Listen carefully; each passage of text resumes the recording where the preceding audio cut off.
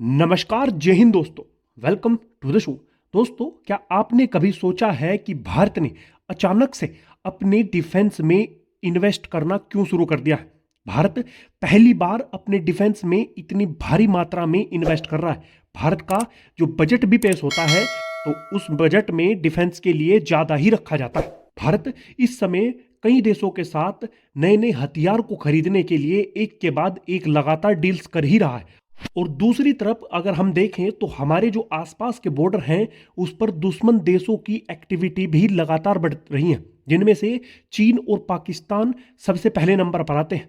भारत इन दोनों के खिलाफ क्या जंग की तैयारी कर रहा है? अगर भारत इनके खिलाफ जंग की तैयारी कर रहा है तो आप में से कुछ लोग कहेंगे कि अगर भारत इनके खिलाफ जंग की तैयारी कर रहा है तो भारत दूसरे देशों को हथियार बेचने से ज्यादा उनकी संख्या भारत में ही क्यों नहीं बढ़ाता? ये सब हम इस वीडियो में जानेंगे, तो वीडियो के एंड तक बने रहें। और अगर आपने हमारे चैनल को अब तक सब्सक्राइब नहीं किया है तो हमारे चैनल को सब्सक्राइब कर लें। तो चलिए वीडियो शुरू करते हैं। भारत और पाकिस्तान की नहीं बनती ये पूरी दुनिया जानती है और उसी चीज का फायदा चीन भी उठाता है। ये बात कई बार प्रूफ हो चुकी है। जब कारगिल में भारत और पाकिस्तान के बीच लड़ाई हुई तो उसमें चीन ने ही पाकिस्तान का साथ दिया था और उसके अलावा पाकिस्तान भारत को लगातार परेशान करता रहता है।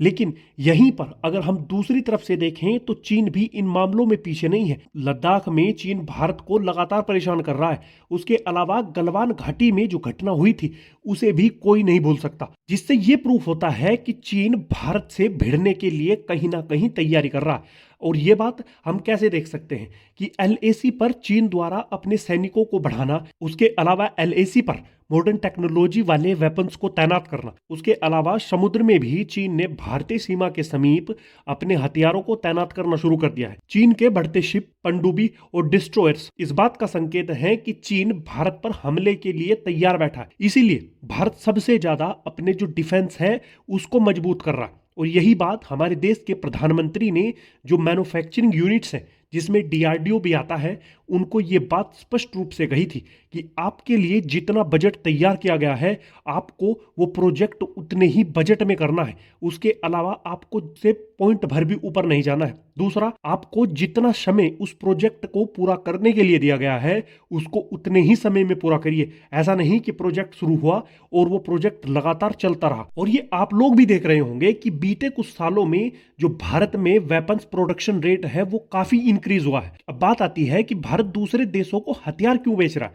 देखिए, हमें अपने आप को मजबूत बनाना है तो हमें डिफेंस के साथ साथ अपनी इकोनॉमी भी मजबूत रखनी होगी। अगर हम दूसरे देशों से हथियार खरीदते रहेंगे तो हमारे पास जो पैसा है वो कम पड़ सकता है। अगर हम भारत में ही हथियारों का निर्माण करेंगे तो भारतीय सेना में उन्हें शामिल करने के साथ साथ हम दूसरे देशों को उन्हें बेचकर मुनाफा भी कमा सकते हैं, जिससे हम भारत में इनके प्लांट्स को बढ़ा सकते हैं, जिससे प्रोडक्शन रेट और बढ़ेगा और भारत में हथियार बनने की गति भी बढ़ेगी। चीन हमले की तैयारी में है या नहीं, पाकिस्तान भारत पर अगले किसी अटैक की तैयारी में है या नहीं, ये कोई नहीं जानता। लेकिन हमें इन सब के लिए तैयार रहना चाहिए। हमें अपने आप को हर तरह से मजबूत रखना चाहिए और यही इस समय हमारे देश में हो रहा है, क्योंकि हमारे देश में उन वेपन्स को उपलब्ध कराया जा रहा है हमारी सेनाओं के लिए जो बेहद जरूरी हो जाते हैं किसी भी युद्ध में, जिनमें से drones, air defence systems, missiles, aircrafts और भी अन्य हथियार हैं जो भारत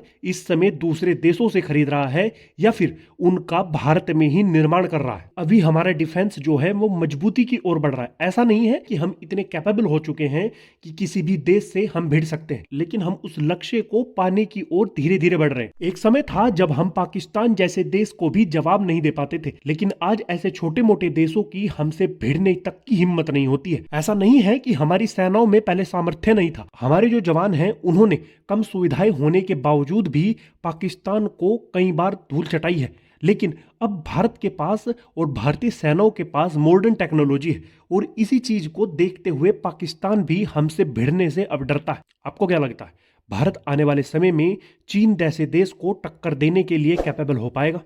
कमेंट करके हमें जरूर बताएं। आज की वीडियो में इतना ही, मिलते हैं अगली वीडियो के साथ। तब तक के लिए धन्यवाद। जय हिंद, जय भारत।